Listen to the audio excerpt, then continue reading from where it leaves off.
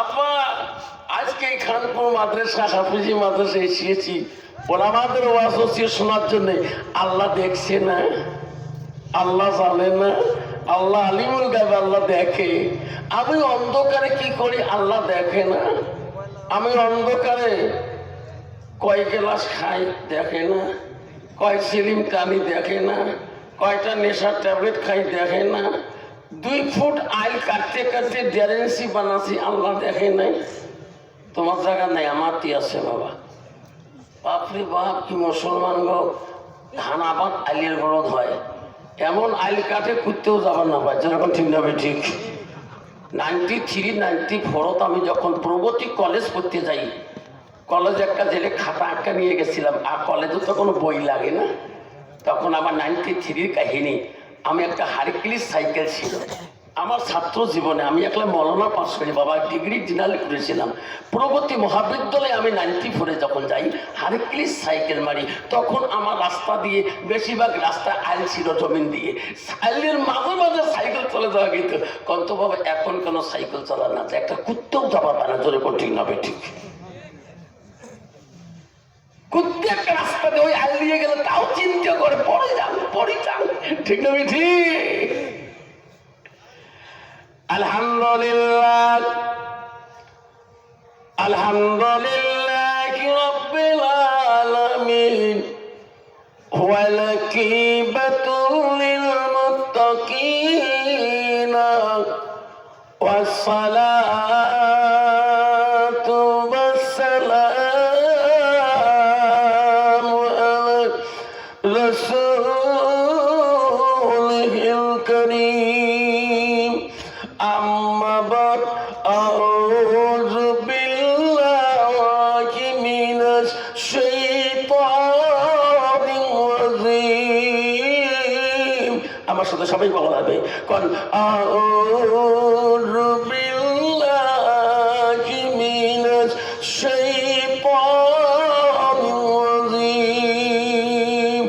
بسم الله الرحمن الرحيم. إن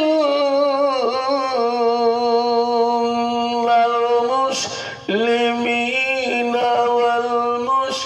والمسلمات والمؤمنين والمؤمنات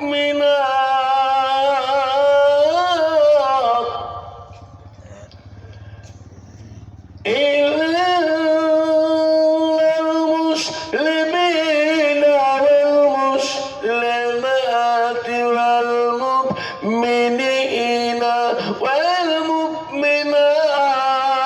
والمؤمنات والقانتين والقانتات والصادقين والصادقات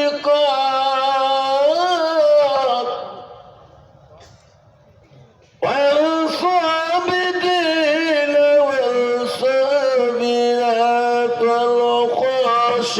والخاشعين والخاشعات. صدق الله العظيم.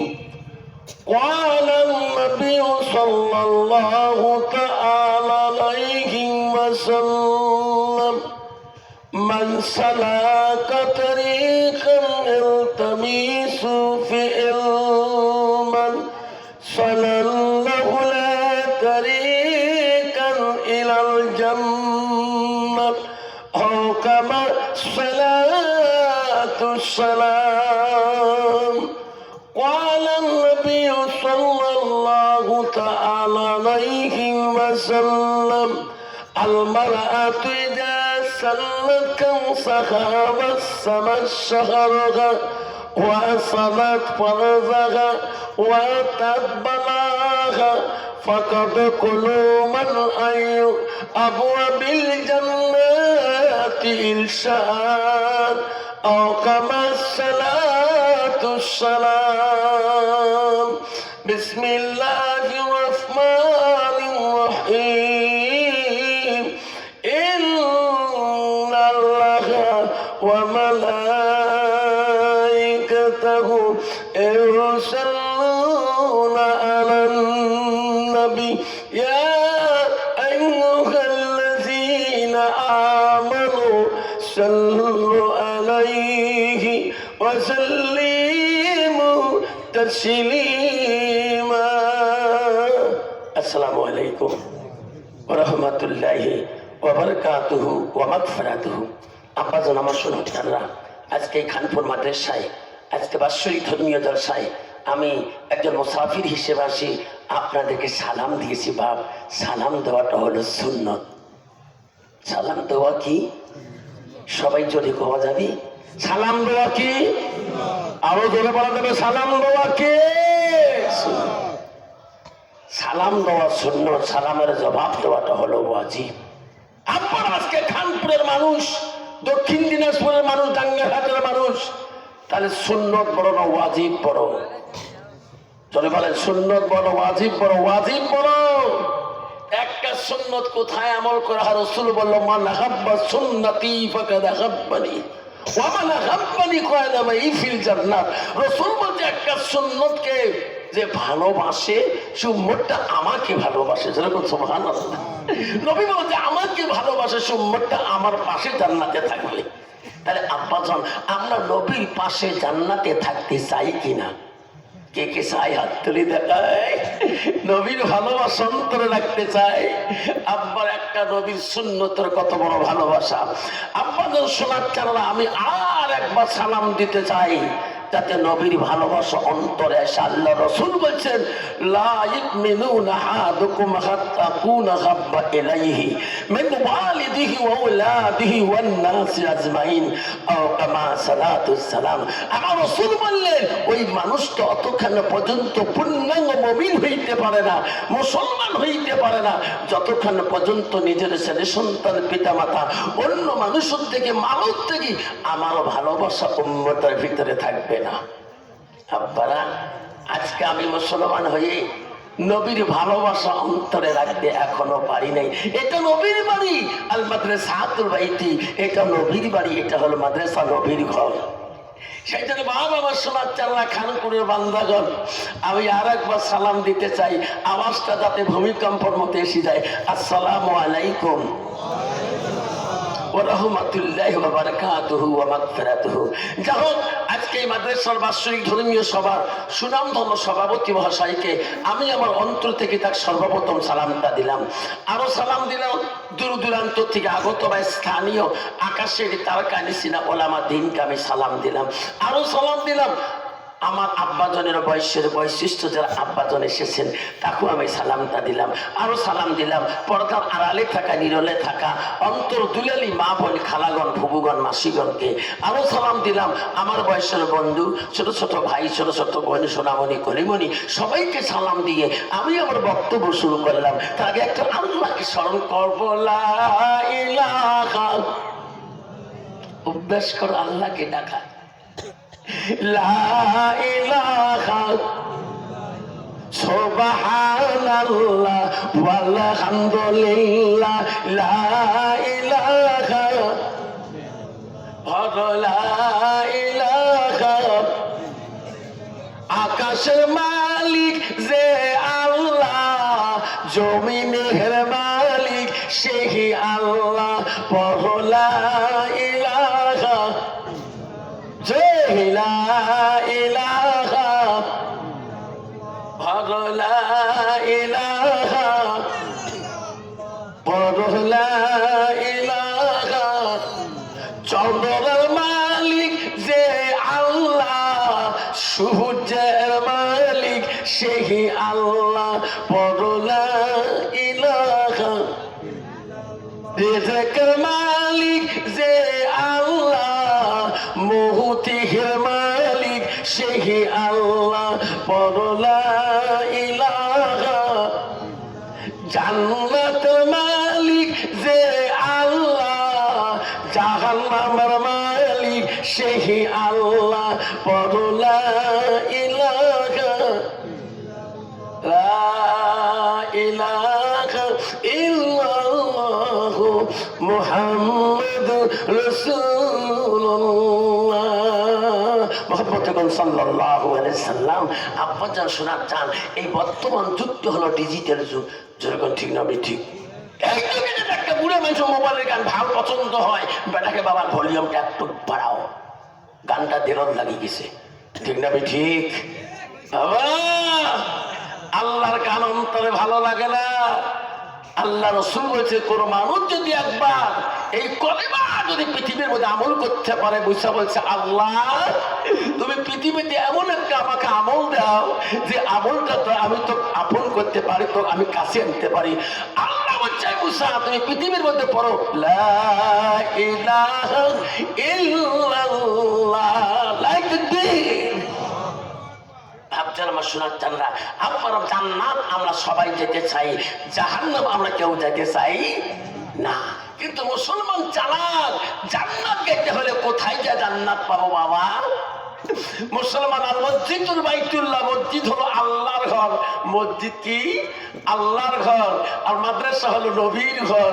মুসলমান জান্নাত যেতে চায়, জীবনে মসজিদ 3 মাসও যায় না, আছে না? এমন ডিজিটাল মুসলমান আছে না? তোমাদের খানপুরে, দক্ষিণ দিনাজপুরে, আসামে অ্যাভেলেবেল আছে। 5 মাস পরে মসজিদে যায়, বারান্দা যায়, খালি ছেলেটা দিয়ে থামাও থামাও থামাও শুরু কর, ঠিক না ঠিক?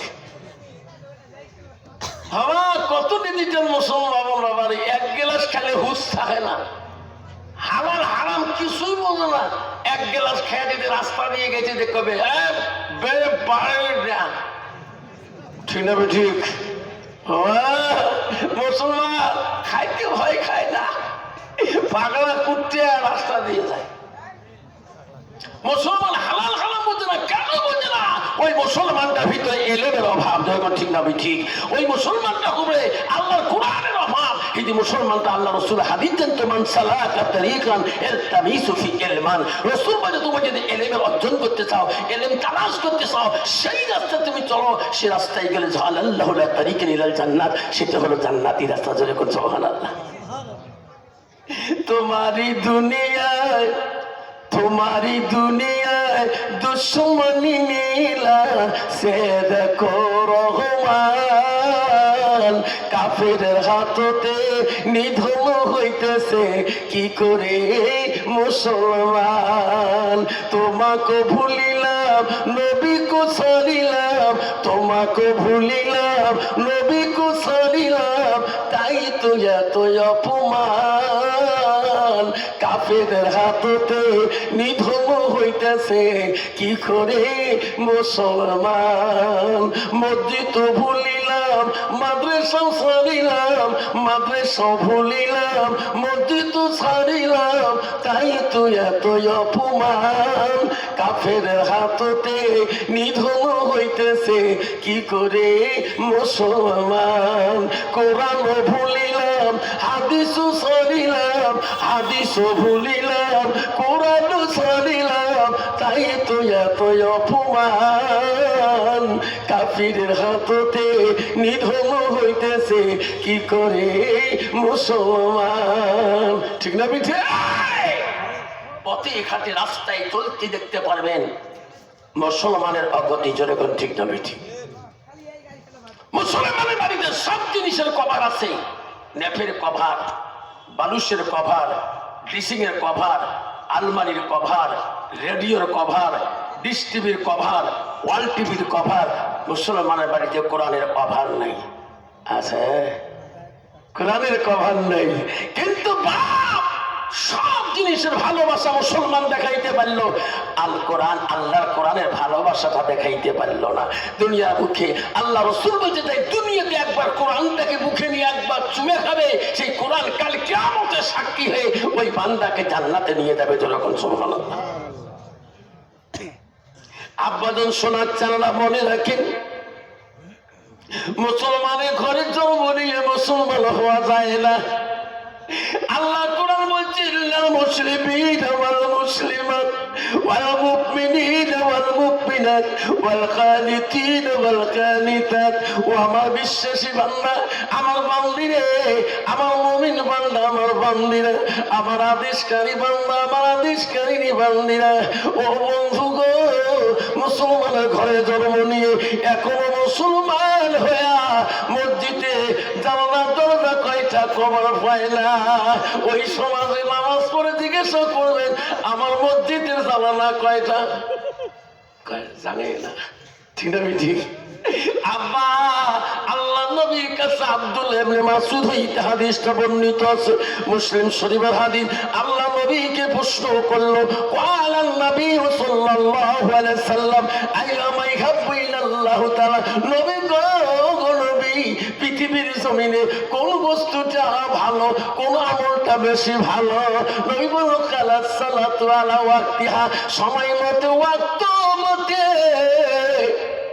নামাজ পড়াটা পৃথিবীর সব চাইতে বড় আমল। সুবহানাল্লাহ।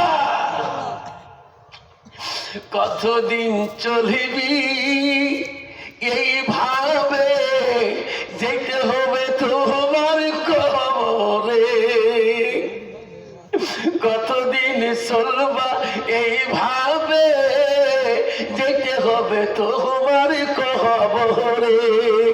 এমন জায়গায় যাইবে রে সোনা, যে জায়গায় যাই সাথী।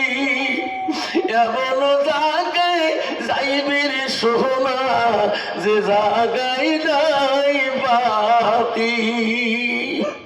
মুসলমান যদি এই কথা বুঝতো তাহলে মুসলমান কোনোদিন মুসলমানিত্ব হারাইতো না। মসজিদে আদান হওয়ার সাথে সাথে এই ডাঙ্গার হাটে বাজারে মানুষ বাজার সাপ্তখানে সময় নষ্ট না করিয়ে আল মসজিদুল বাইতুল্লাহ আল্লাহর ঘরে ওই 10টা মিনিট খরচ করে মাগরিবে নামাজটা পড়তো। জোরে কোন ঠিক না? ঠিক। আবার এই দুনিয়াতে থাকার মতন কোনো মানুষ নাই, একদিন হলেই কবরে সাথী হতে হবে।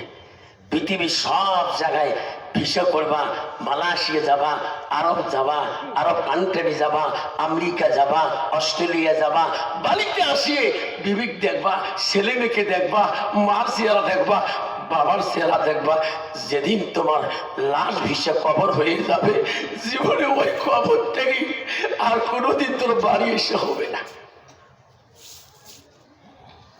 পৃথিবীর সব দেশে ভ্রমণ করতে পারবা, যেদিন তুমি কবরের টিকিট কাটবা, কবরের ভিসা হয়ে যাবে সোনা, ওই দিন আর কোনদিন মহাব্বতের বিবি, মহাব্বতের ছেলে মেয়ে আর দেখতে পারবা না। ও বন্ধু রে, আল্লাহর এমন একজন অলি ছিল গো, তার নাম হল হযরতে বাকি বিল্লাহ রাহমাতুল্লাহ। হাজার হাজার ভক্ত বিন্দু মুরিদান ছিল।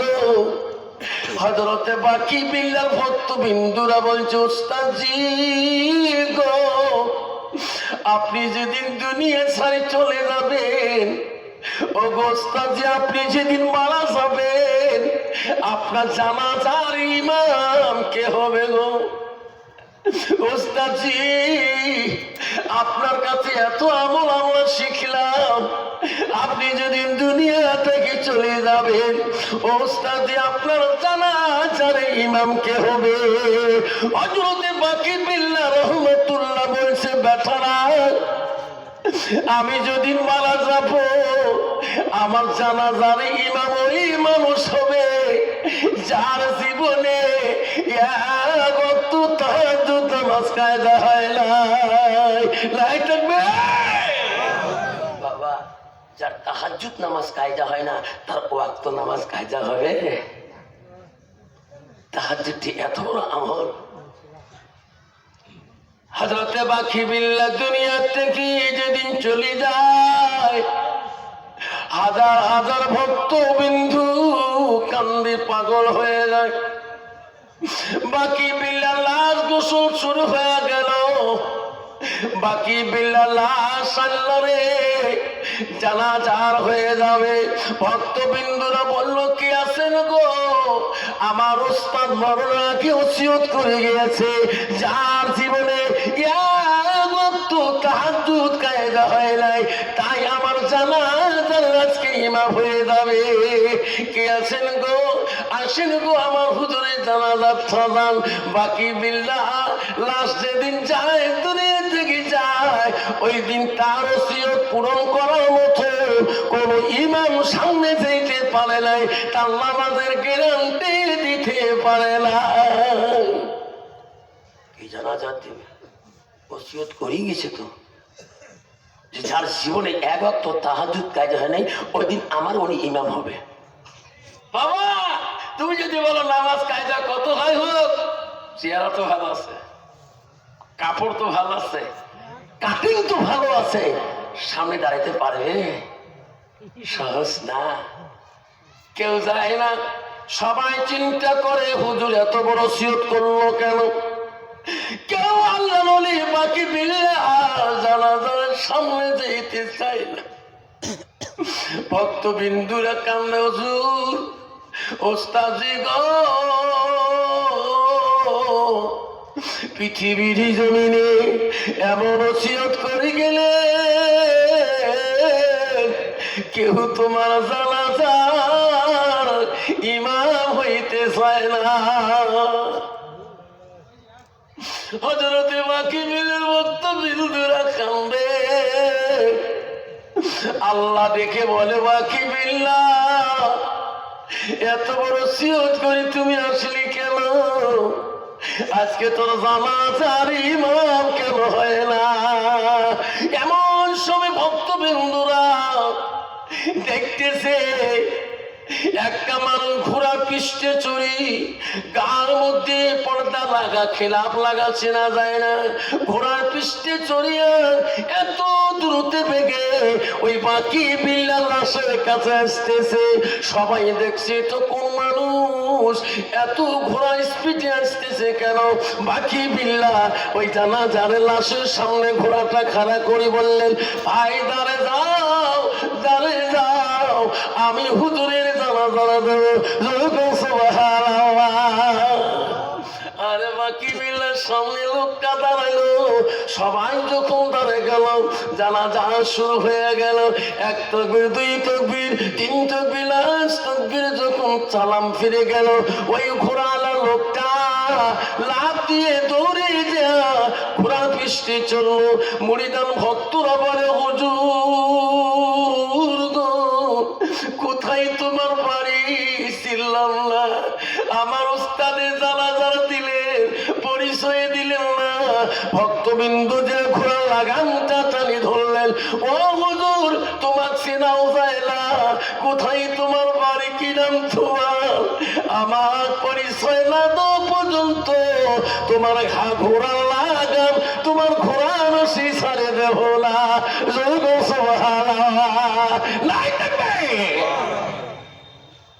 হুজুর কোথায় বাড়ি তোমার? আমার উস্তাদে জানাজার কোনো ইমাম দিতে চাই না, আপনার বাড়ি কোথায়? আপনি যদি পরিচয় দেন, আপনার মুখের খেলাফ সারা আপনার চেনা যাচ্ছে না। তখন বলছে, বেচারে আমার পরিচয় তো আর রাখবে না, ঘোড়ার লাগাম সারি দে। বেটা এমন ওসিয়ত করে গেলাম, আমার জানাজার ইমাম হয় না। আল্লাহ বলে দিয়েছে, বাকি বিল্লাহ রে যা যা, দুনিয়াতে তোর জানাজার তুমি নিজেই দিয়ে আসো। জোরে কও সুবহানাল্লাহ। আব্বা গো শোনা চারে, ও বাপরা মনে রাখেন, আমরা কোন অলি হলাম, কোন কুতু হলাম, মসজিদে যেতে চাই না। আমার মা বোনেরা, আমরা ও খানপুরের মা বোনেরা, ডাঙ্গার হাটের মা বোনেরা, দক্ষিণ দিনাজপুরের মা বোনেরা, শুনে রাখো, আল্লাহ রসুল কি বললেন? আলমার আতুই যা সাল্লাত খামসাহা, নবী বলে কোন একটা মেয়ে যদি 5 ওয়াক্ত নামাজ পড়ে, ওয়াসামা শাহরুহা, ওই মেয়েটা যদি রমজান মাসে রোজা করে, ওয়াসামা ফারজাহা, ওই মেয়েটা যদি পর্দা পুশিয়ে থাকে, নিজের চরিত্রটাকে পবিত্রতা রাখে, রসুল বলো ওয়াতাত বালাহা, ওই মেয়েটা যদি নিজের স্বামীকে ভালোবাসে, আদর যত খেদমত করে, রসুল বলো ফাঁকা দেখলো মানাই আবু আবির জান্নাতির সাথ। নবী বলো ওই নারীদের জন্য আল্লাহ 8টা জান্নাতের দরজা ওই দিন খোলা রাখে। যেরকম সুবহানাল্লাহ। কিন্তু বাবারা বর্তমান যুগে নারীরাও নামাজ পড়ে, 1 ওয়াক্ত ওয়াক্ততা 4 ওয়াক্ত নাই, ওই স্বামীরও নামাজ পড়ে 1 ওয়াক্ততা 5 ওয়াক্ত নাই। ঠিক না? ঠিক। তোমারই দুনিয়ায় ওই তো খোদার খেলা, ওই তো খোদার নীলা। সকাল বেলা ধনী রে ভাই তুই ফকির, সন্ধ্যা বেলা বাসে কাটিবে কাঁদব নাহিবে, সেই খাততে তুলিবে সারে জলা। থুয়া আসবে তোমার প্রাণ আর তো চাইবে না, ভাই কান্দিবে ভতিজা কান্দিবে, আপন সত কেউ তো ছাড়িবে না। ঘরের বিহিবি কালিয়া মিটাইবে বাসনা, ওই তো খোদার খেলা, ওই তো খোদার নীলা। আব্বা, আপনাদের কষ্ট হচ্ছে?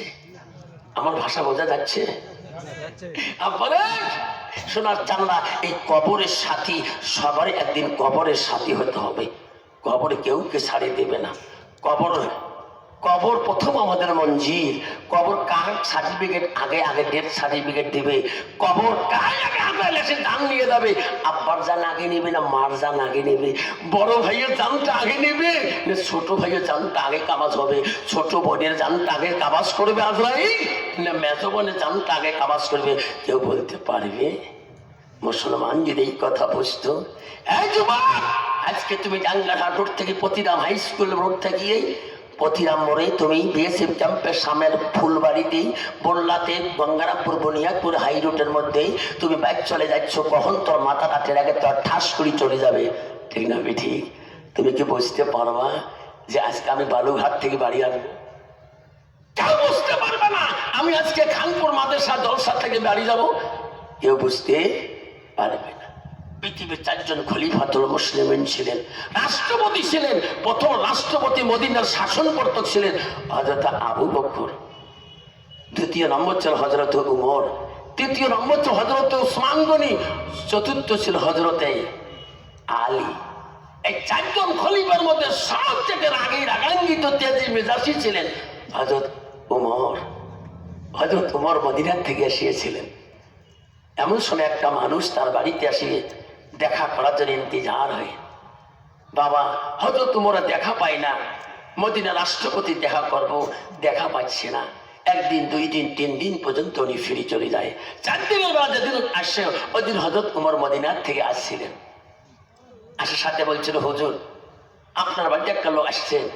তার খাদেম বলছিল, লোকটা তোমার সাথে দেখা করতে চায়। উনি 3 দিন পর্যন্ত ফিরে গেছে, দেখা করতে পায় না। আজকে আপনি বাড়িতে আছেন, দেখা করতে চাই। হযরত তোমার রাষ্ট্রপতি খলিফাতুল মুসলিমিন বলছে, বাবা ওনাকে বসতে বলো, আমি দেখা করবো। যেরকম সুবহানাল্লাহ।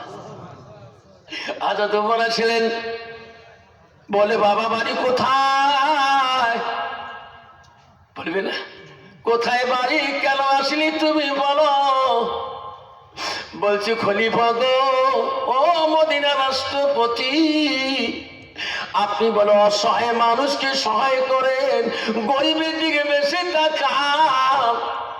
আমি একটা অসহায়, আমি 3 দিন পর্যন্ত তোমার দেখা করতে পারিনি, ফিরে গেছি। আমি বড় বিপদে পড়ে আছি গো খলিফা, আমাকে উদ্ধার করতে হবে। হযরত ওমর বলল, বেচারে কি অসুবিধা বলো, কি সহায় করতে হবে? বলছে, হুজুর আমি ছিলাম এক সময় বিধীন। ওগো হুজুর, লিহান্দা যুদ্ধে, ইসলামের যুদ্ধের মধ্যে আমি বন্দী হই মুসলমানের কাছে। ও হুজুর, তোমার একজন সাহাবী হযরত মুবারক রাদিয়াল্লাহু তাআলা আনহু আমাকে গোলাম হিসাবে বাড়িতে কিনে রাখছে। ওগো হুজুর গো, আমি বহুদিন থাকি হযরত মুবারকের গোলাম হয়ে চাকরগিরি করতেছি। আমি মুবারকের গোলাম হইতে চাই না, ওনার বাড়িটা থাকতে পারি না। ওনার কাছ থেকে আমাকে আপনি মদিনা রাষ্ট্রপতি হয়ে মুক্ত করে দেন। কেন? খলিফা ওনার বাড়িতে বহুত কাজের চাপ। আমি থাকতে পারি না। কাজে তোমার কারণ আমাকে যত টাকা দিয়ে কিনে আনছিলেন, আমি প্রতিদিন 200 দিরহাম করে টাকা দেই, এখনো আমার ঋণ বলে পরিশোধ হয়নি। আমার ঋণ পরিশোধ না হওয়া পর্যন্ত আমাকে খালাল দেয় না মোবারক। কয়েছে তুমি 200 দিরহাম করে প্রতিদিন টাকা দাও, তোমার ইনকাম ফ্যাসিলিটি কি? বলবে না? খলিফা আসতে বলতে হযরত ওমর বলছে, বেটা তুমি মোবারককে 200 করে দিরহাম টাকা দাও প্রতিদিন, তোমার ইনকামটা কি? তখন বলছে খলিফা, আমার 1 নম্বর ইনকাম হলো জীবনের, আমি একজন কর্মকার কামার। কামার বোঝেন? তোমার ডাঙ্গার হাটে কামার আছে না, লোহা গরম করি ঠাস ঠাস করি পুড়ের লোহাকে নতুন করিয়ে ওই হাতিয়ার দাও কুড়িয়াল বানিয়ে দেয়, ঠিক না বেছে? বলছে খলিফা আমার 1 নম্বর কাম হলো আমার জীবনের কামারি করা। 2 নম্বর কাম কি? 2 নম্বর কাম হলো আমি সুতা বানাই। দেখবেন বাবা পোকার দ্বারা কত কিছু, পোকা দিয়ে সুতা বানাই। 3 নম্বর কাম কি? আমি আর রাখতে পারি, ছবি রাখতে পারি, যাকে দেখবো ওই মাসের বানাইতে পারি। এই 3টা ইনকাম দিয়ে আমি মোবারকে ঋণে কোনো সংকট শোধ করতে পারলাম না। হযরত ওমর বলল, বেটা রে তোর নামটা কি? বলল, খলিফা আমার নাম হলো আবু লুলু। কি নাম? আবু লুলু। কইছে আবু লুলু রে, আমি শুনছিলাম মানুষের মুখে তুমি বলে একটা উঁচু দরজার শিল্পী, তুমি বলে আকাশ উড়া কল বানাইতে পারো। আমি হযরত ওমর শুনছিলাম, আবু লুলু আমাকে আকাশে উড়ে একটা গাড়ি যদি প্লেন বানিয়ে দিতে পারো, তো যত টাকা লাগে আমি হযরত ওমর দিয়ে দেব রে, তারপরে তো মোবারকের কাছ থেকে খালাস করে দেব, এর আগে আমি দেব না। আবু লুলুর পরে সর্বনাশ, আমি আসলাম সহায় নিতে, উনি আমাকে দিল সত্য। এই আকাশে উড়ে কল তৈরি করতে তো কয়েক বছর লাগবে, তাহলে লাভ হলো কোনো? আবুলুল মনে মনে ভাবে, খলিফা রাষ্ট্রপতি মনে রাখিস, সবার মুখে শুনছিলাম গরিব মানুষ গেলে তুমি সহায় করো, কোনোদিন ফেরত দেও না। আমি অসহায় হয়ে তোর কাছে গেলাম, তুমি আমাকে সত্য দিলা। মনে রাখিস খলিফা ওমর, তুই যে রাস্তা দিয়ে গেলে মানুষ ভয় পায়, তো কিতাবে আছে খলিফা ওমর যে রাস্তা দিয়ে গেছিলেন, সেই রাস্তা দিয়ে 40 দিন পর্যন্ত শয়তান পর্যন্ত উঠতে পারে না। খলিফা মুসলিমিন মনে রাখে, আপনার আকাশ উড়া কল আমি বানিয়ে দেবো সময়ের মধ্যে। আবু লুলুর মনে মনে দুঃখ পেয়ে চলে গেল আর বলল, আয়ে বলিটা রাষ্ট্রপতি মনে রাখিস, এর প্রতিশোধ আমি তোকে ছাড়বো না। হযরত ওমরের খেয়াল হইল না, আবু লুলু চলে গেল। মনের একটা দুঃখ রে, এই ওমর মনে রাখিস, আমি তো ছাড়বো না। মদিনার মানুষ তো ভয় করতে পারে, আমি আবু লুলুর ভয় করি না। আবু লুলুর বেঈমান একদিন মুসলমানদের রূপ নিয়ে, পোশাক পত্র নিয়ে, জুব্বা টুপি মাথায় দিয়ে ওই হযরত ওমরের ওই মসজিদে যেখানে নামাজ পড়ে, ওই একটা ভিতরের ছুরি নিয়ে, ওই কাপড়ের ভিতরে একটা ছুরি নিয়ে, দুধারি খুনসি নিয়ে আবু লুলুল মুসলমানদের রূপ নিয়ে, নামাজের মুত্তাকিনদের রূপ নিয়ে, নামাজের ফজরের নামাজে কাতার আগা কাতারে বসে আছে। হযরত ওমর মদিনার রাষ্ট্রপতি ইমামতি করবে, উনি যে আবু লুলু কেউ তো চিনতে পারেনি। বাপকে আমার শোনার চাল না, কোন দুশ্মন যদি আমাকে ক্ষতি করতে চায়, যদি টুপি মাথায় দিয়ে যদি মসজিদে নামাজের আগা কাতারে থাকে, বুঝতে পারবা? বোঝা যাবে না। আবু লুলুল ইমাম আবু বকর হযরত ওমরের পিছনে মুসলমানদের রূপ নিয়ে নামাজের ধারে বসে আছে। সব সাহাবীরা আসতেছে নামাজ পড়বে। আবু লুলুল মনে করছে এখন ছুরি মারা যাবে না, এখন মারলে সবাই চটকে উঠবে না। হযরত ওমর আবার নামাজের নিয়তটা বাঁধুক। আরে মদিনা রাষ্ট্রপতি হযরত ওমর ইমামের জায়গায় দেয়া যখন আল্লাহু আকবার করে নিয়াত বললেন, হাজার হাজার মুক্তাদি সাহাবারা নিয়াত বললেন। আবু লুল মনে করলো আমি তো নিয়াত বানবো না, আমার পজিশন হলো এই উমরকে তলোয়ারটা ছুরিটা বাড়ি করি। তখন তুমি নিয়াত ছাড়ি দিবে না, কোনো মানুষ তো নিয়াত ছাড়ি দেবে না। তলোয়ারটা বাড়ি করিয়া ওই ছুরিটা বাড়ি করিয়ে হযরত ওমর সূরা ফাতিহা পড়িছে গো। এই সময় সূরা একটা ধরবে ওই আবু লুলুল বেঈমান ওই সময় ছুরিটা বার করিয়া হযরত ওমরের শরীরে আঘাত করি 6 ছুরি মারি দিল। এই মুসলমান কেমন নামাজি মদিনা রাষ্ট্রপতি হয়ে আঘাত করে 6 ছুরি মারি দিল। হযরত ওমর ঢুলে পড়ল না, একের একার নামাজ পড়ে দ্বিতীয় রেখাতে দাঁড়ে গেল।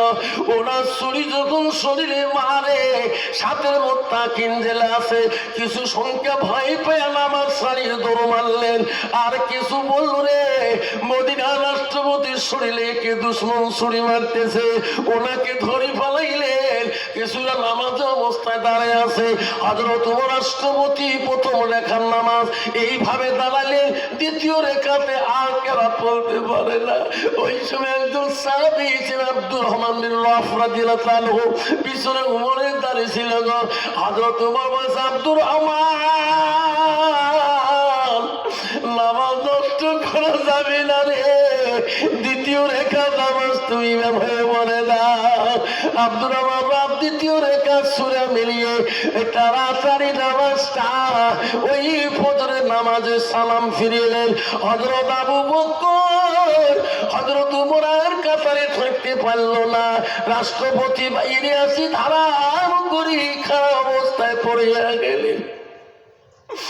আমির আব্দুর রহমান নামাজের সালাম ফিরিয়ে দেখে আমার খলিফা রাষ্ট্রপতি হযরত ওমর নামাজের কাতারের বাইরে কাঁদতেছে, শরীর দিয়ে রক্ত হয়ে গেছে। ওই সময় আবু লুলুল কে কেউ জন ধরে ফেলাইছিলেন। তখন আবু লুলুল ভাবিল রে আমার টেরা বাঁচাইবে না, নিজের ছুরি দিয়া আবু লুলুল নিজেই তখন কতল হয়ে গেলে। জানে আমার তো জিন্দে কত কষ্ট দিবে, ওনার কাছে ছুরি নিয়ে নিজের ছুরি দিয়ে নিজে আবু মৃত্যুবরণ করলেন। সাহাবারা নামাজ শেষ করিয়ে হযরত ওমরকে কান্দে করে বাড়ির দিকে নিয়ে রওনা হলেন। রক্তাক্ত হয়ে যাচ্ছে। হযরত ওমরের জন্য সাহাবারা কান্দি পাগল হয়েছে। আল্লাহ, যে মদিনা রাষ্ট্রপতির কাছে কোনো মানুষ সামনে চাপতে পারে নাই, এই বেঈমান কোন দেশ থেকে আজকে আমার রাষ্ট্রপতির শরীরে ছুরি মারল। হযরত ওমরকে যখন কান্দে করি ঘাড়ে করে যখন বাড়ির দিকে নিয়ে যায়, হযরত ওমরের বড় ছেলের নাম ছিল আব্দুল্লাহ। আব্দুল্লাহ খবর পাইল তোমার আব্বার বলে কি হয়েছে রে। আব্দুল্লাহ বাড়ি থেকে দৌড়ায়, কে রে আমার আব্বা ক্ষতি করলো। আব্দুল্লাহ বাড়ির থেকে বেরিয়ে দেখে সবাই আসতেছে, বাড়ি মুখে তো বাবাকে ঘরের মধ্যে নিয়েছে। আব্দুল্লাহ দৌড়ি যায়, যে দেখে রে শোনা আব্বা শরীর দিয়ে রক্ত জমি নিয়ে টপ টপ করে বলিতেছে। আব্দুল্লাহ বড় ব্যথা ডাকে আব্বা মদিনার এমন কোন দুশ্মন নাই তোমার সামনে দাঁড়াবে, কে গো আজকে তোমার শরীরে আঘাত করলো। আব্দুল্লাহ কান্দি পাগল হয়ে যায়, আব্দুল্লাহ পাগলা হয়ে যায়। হযরত ওমরকে বাড়িতে যখন রাখলো সাহাবীরা সবাই পাগলা হয়ে গেল। আব্দুল্লাহ দৌড় মারল রে বড় একজন চিকিৎসকের কাছে, জ্ঞানী বিজ্ঞ চিকিৎসককে ডেকে আনলো। আব্দুল্লাহ কান্দুল, চিকিৎসক বলে আব্দুল্লাহ রে কান্দিস না বাবা, কান্দিস না, আমি তোর বাবার চিকিৎসা করার জন্য তুমি ডাকছো, আমি আসলাম। এই আব্দুল্লাহ তুমি এক গিলাস তুমি দুধ নিয়ে আসো বাবা। আব্দুল্লাহ দৌড়ি দিয়ে এক গিলাস দুধ আনলেন। ওই চিকিৎসক বললো, কবিরাজ বললো, আব্দুল্লাহ রে, তোমার বাবাকে তুমি নিজ হাতে খাইয়া দাও। আব্দুল্লাহ নিজ হাতে হযরত ওমর নিজের আব্বাকে খাইয়া দেয় দুধ। হযরত ওমর দুধ খায়, মুখ দিয়ে দেয় গো, যেদিকে তীরগুলা ঢুকছে গো, ছুরির আঘাত গুলে ঢুকছে গো, সেই ছুরির জায়গা দিয়ে দুধের সর গুলে বিছা। কবিরাজ বলে, আব্দুল্লাহ রে, আমি চিকিৎসা করতে পারবো না বাবা। বাবা তুমি আমার কাছে বলবা না, তোমার আব্বাকে দুধ খেয়ে দিলে যেদিকে শরীর আঘাত লাগছে সেই দিকে দুধ বেড়েছে, আমি তোর আব্বা চিকিৎসা করতে পারবো না। আব্দুল্লাহ কান্দি পাগল হয়ে গেল, কোথায় বড় বিজ্ঞ চিকিৎসক পাবো রে? আমার আব্বাকে সুস্থ করতে হবে। এই বন্ধু শোনার চান, আল্লাহর রাসূলের কাছে আব্দুল্লাহ ইবনে মাসউদ প্রশ্ন করলো, কুনতু সুম্মায়ু, নবী গো, আল্লাহর ইবাদতের পরে আরো কোন আমল আছে নাকি? নবী বলল, কালা বিদ্দুল ওয়ালিদাইনা, মা বাবার সঙ্গে সব ব্যবহার করাটা আল্লাহর কাছে সবচেয়ে বড় আমল। বর্তমান যুগে বাপ যদি বেমারি পড়ে, মা যদি বেমারি পড়ে, বেটার কাছে এক পেটা দুধ পর্যন্ত হয় না। বাপ ডাক্তার বলে তোমার বাবাকে দুধ খাওয়াইতে হবে, ওই বাবা এক সপ্তাহে এক পোয়া দুধও পায় না। আছে না? আল্লাহ বলছে বান্দা ইল্লা লিয়াবুদুন, আমার ইবাদতের পরে ওয়া বিল ওয়ালিদাইনি ইহসানান, তুই তোর মা বাবার সাথে সৎ ইহসান করো, সৎ ব্যবহার করো। 90% যুবক আছে বর্তমান ডিজিটাল যুগে বউয়ের ভালোবাসা প্রেমে পড়ে নিজের বাবাটাকে ফকিরি বানাইছে, নিজের মাটাকে ফকিরি বানাইছে। রাস্তাঘাটে পথেই মুসলমানের বৃদ্ধ মা বাবা ভিক্ষা করে, যেরকম ঠিক না ঠিক। দেখতে পারবেন হিন্দুদের মধ্যে একটা ভালো কি, ওনার মা বাবাকে পথে ভিক্ষা করতে দেয় না। আমার বাড়ির সামনে, আমার হিন্দু মানুষের বাড়ি বেশিরভাগ, আমি ওকে আবো, আমার দাদিকে আবো কয়, দাদি কাহা কা ভাই রে, তোর কাহা তো বাড়ি থেকে বেরোতে দেয় না। আমি দেখছিলাম হিন্দু মানুষের একটা গুণ আছে, মা বাবা বুড়ে হলে মানুষের বাড়িতে যেতে দেবে না। কষ্ট হলো ছেলেরা আদর করবে, আমি যা খাবো আমার মাকে তাই খাওয়াবো। কিন্তু বর্তমান যুগের মুসলমানের ছেলে যখন বিবাহ বন্ধন হয়ে যায়, মা বাবা হাস করে বিবাহ দেয়, দেখবেন ওই বুড়ে বাপ আর বুড়ে মাটার কত কষ্ট হয়, যখন ঠিক না ঠিক। এই বান্দা মনে রাখিস, আল্লাহ বলে দিছে বান্দায় আমার ইবাদতের পরে ওয়া বিল ওয়ালিদাইনি ইহসানান, তুমি তোমার মা বাবার সঙ্গে সৎ ব্যবহার করো। 90% যুবক আছে জান্নাত দূরের কথা, আল্লাহ বলছে আমার ইবাদতের পরে ইবাদত করবো মা বাবার কাছে। কিন্তু বাবা নামাজ পড়লাম, টুপি মাথায় দিলাম, আল্লাহ আল্লাহ করলাম, জিকির করলাম, বহুত কিছু করলাম, মদিনা শরীফ গেলাম, কাবা শরীফ গেলাম, মা যদি একবার উস শব্দটা করি ফেলায়, জীবনে জান্নাত দূরের কথা, জান্নাতের হাওয়া পর্যন্ত পাবা না। হাওয়া কত সহজ জান্নাত। আল্লাহ আব্দুল্লাহ দৌড় মারলেন, বাবাকে সুস্থ করতে হবে। মদিনায় শুনছিলেন বিজ্ঞ একজন চিকিৎসক আছেন। আব্দুল্লাহ চোখের পানি রে, আমার বাবাকে কি ক্ষতি করলো রে।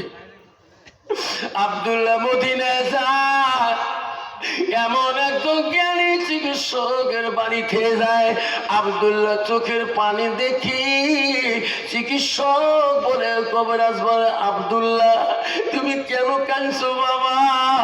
বলছো কবিরাজ ডাক্তার বাবু, আমার বাবাকে ক্ষতি হয়েছে, আমার বাবাকে দুশ্মন আক্রমণ করেছে, আমার বাবা বাড়িতে অসুস্থ, তোমার কাছে আসলাম চিকিৎসক বলে। আব্দুল্লাহ চোখের পানি দেখি চিকিৎসক সহ্য করতে পারে না, বলে বাবা রে আব্দুল্লাহ কান্দিস না, আমি এখনই তোর সঙ্গে তোর বাড়ি যাব। আব্বা মনে রাখে ও বালুরঘাটে, শিলিগুড়ি, নার্সিং এ, গঙ্গারামপুর হাসপাতালে, ও বাবা মা বাবা যদি হাসপাতালে নিয়ে যায়, ডাক্তার বাবুর কাছে যদি ছেলে বলে, ও ডাক্তার বাবু, আমার বাবাকে আইসি রুমে রাখছেন, অক্সিজেন দিয়েছেন, আমার বাবার জ্ঞান আসবে কি? ডাক্তার ছেলেটা কান্দন দেখি বলে, সোনা কান্দিস না, আমি তোর বাবার জন্য যতটুকু চেষ্টা করব, তোর বাবার জন্য আমি যতটুকু মেডিসিন ইউজ করাবো। ওই ছেলেটার কান্দন দেখি ডাক্তার পর্যন্ত মায়া আসি যায়, যখন ঠিক নবী ঠিক। আর কত রোগী আছে রে হাসপাতালে পড়ে থাকে রে, ওই ছেলে মেয়ে কোনোদিনও বাবা মার খবর নেয় না। আব্দুল্লাহ বড় বিখ্যাত মদিনার চিকিৎসা নিয়ে আসতেছে বাড়িতে, আসি দেখে সাহাবা আজমাইন কান্দে কান্দে পাগলের মতো হয়ে পড়ে আছে। আব্দুল্লাহ কান্দন দেখি মদিনার চিকিৎসা বলছে, আব্দুল্লাহ রে, তুই গোটায় রাস্তা কাঁদতে কাঁদতে আসলে, বাড়িতে আসি তুমি এত কাঁদছো কেন? আব্দুল্লাহ, আব্দুল্লাহ তোর বাবার আমি চিকিৎসা শুরু করে দেব। আব্দুল্লাহ ঘরে যা, এক গিলাস আঙ্গুরের রস বানায় আন, আমার সামনে তোর বাবাকে আঙ্গুরের রস পান করিলে। আব্দুল্লাহ কান্দি যায়, ঘরের মধ্যে বাবার জন্য আঙ্গুরের রস বানায়। আব্দুল্লাহ কান্দে, আব্বা মদিনাত আজ থাকি বাড়ি আসলে না, আমার নাম বলো। আব্দুল্লাহ কোথায় গেছে? আব্বা আজকে আমাকে আব্দুল্লাহ করি একটা বারো কেন ডাকাও না? আঙ্গুরের রস বানিয়ে নিয়ে যায় আব্দুল্লাহ চিকিৎসার কাছে। ওই কবিরাজ ডাক্তার বলে, আব্দুল্লাহ রে, তোর আব্বাকে তুই ওই আঙ্গুরের রসগুলি মুখে খয়া দে। ওই দিন আব্দুল্লাহ কান্দে রে, মদিনা রাষ্ট্রপতি হযরত মোরর ব্যথা আব্দুল্লাহ বাবার মুখে আঙ্গুরের রস ঢালিয়ে দেয়, আর আঙ্গুরের রসগুলো মুখে যায়, সমস্ত রসগুলা যেদিকে ছড়িয়ে ঢুকছে গো, সেই সব জায়গায় দিয়ে সুই আঙ্গুরের রসগুলো বেরিয়ে আসে। মদিনা চিকিৎসক বলছে, আব্দুল্লাহ এত দূর থেকে আমি আসলাম, আমার দ্বারা তোমার বাবার চিকিৎসা হবে না। আব্দুল্লাহ আমি চলে গেলাম বাবা। চিকিৎসা যখন চলে গেল, হযরত রাষ্ট্রপতি কিছুক্ষণ পরে জ্ঞান ফিরে দেখি ছেলে এক জায়গায় কাঁদতেছে, মেয়ে এক জায়গায় কাঁদতেছে। হযরত ওমর ডাকছে, আব্দুল্লাহ রে, বাবা তুই এত পাগলা হচ্ছিস কেন? বাবা আয় আমার কাছে, আয় আব্দুল্লাহ, আয় আব্দুল্লাহ, আমি চলে যাবো কিছুক্ষণ পরে। বেটা কান্দিস না, কান্দিস না, আয় আমার কাছে। আব্দুল্লাহ আব্বার কাছে আসলো। হযরত ওমরের মেয়ে গো ডাক মারে, হাফসা আয় মা, আয় মা আমার কাছে। হযরত ওমরের একটা মেয়ে ছিল গো, তার নাম হাফসা। হাফসাকে ডাকে সামলে নেয়, বাবা দুই ভাই বোনকে বুঝায়, বাবা কান্দিস না রে বেটি, কান্দিস না, কান্দিস না, আমি চলে যাবো কিছুক্ষণ পরে। বাবা কেন তোমরা কানলেন? আমার সময় নাই, আজান এসে গেল। বাবা আয় বেটি, হাফসা রে বেটি, মনে রাখিস ও বেটি, আমি মোহাম্মত করি, নবীর সাথে তোর বিবাহ দিয়েছিলাম, তুমি বিশ্ব নবী মুহাম্মদ রাসূলুল্লাহ সাল্লাল্লাহু আলাইহি ওয়াসাল্লামের স্ত্রী। আয় হাফসা কান্দিস না, আয় আমার কাছে, আয় মা। আব্দুল্লাহ বেটারে কান্দিস না, আমার কাছে আয় বাবা, তো বলি যাও। ওই সময় বলে, আব্বা কি বলতে চাও? এই আব্দুল্লাহ রে, হাফসা আজকে আমার জন্য তোরা কি করবেন? কারো কাছে তোর সাহায্য বলে যেতে হবে। আমার তরফ থেকে তোর সাহায্য আনতে হবে। হাফসা বলে আব্বা তুই একটা মদিনা রাষ্ট্রপতি হইয়া তার মেয়ে, আমি সাহায্য আনতে যাব, কার কাছে যাব, কার কাছে আমি যে সাহায্য চাব? কইছে বেটি আব্দুল্লাহ বলছে আব্বা কার কাছে তোর জন্য সাহায্য আনতে হবে? কইছে বেটা রে বিশ্বনবী রাসূলুল্লাহ স্ত্রী হযরতে মা আয়েশার কাছে তোমরা দুইজন সাহায্য আনতে যাও। আব্বা কিসের সাহায্য?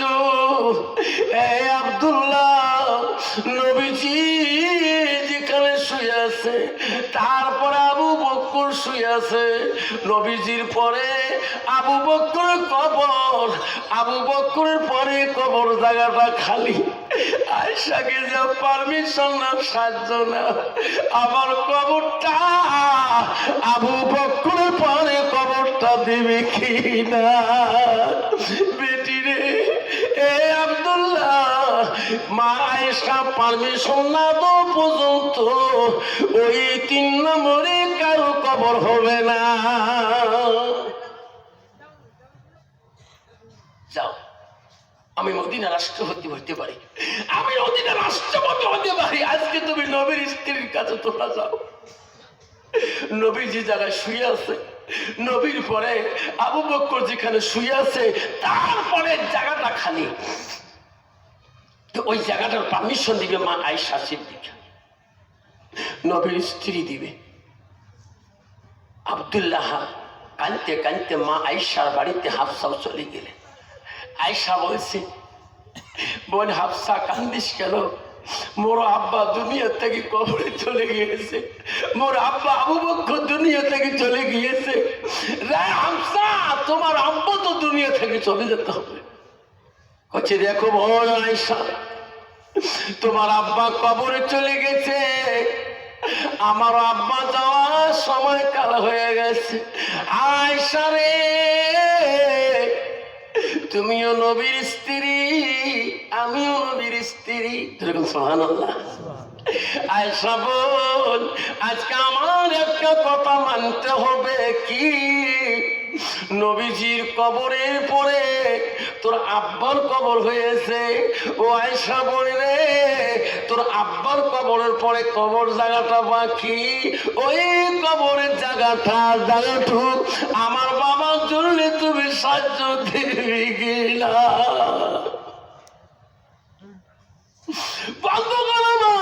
বাবা খানপুরে বন্ধু চলে রাখো। আল্লাহ নবী কি বলে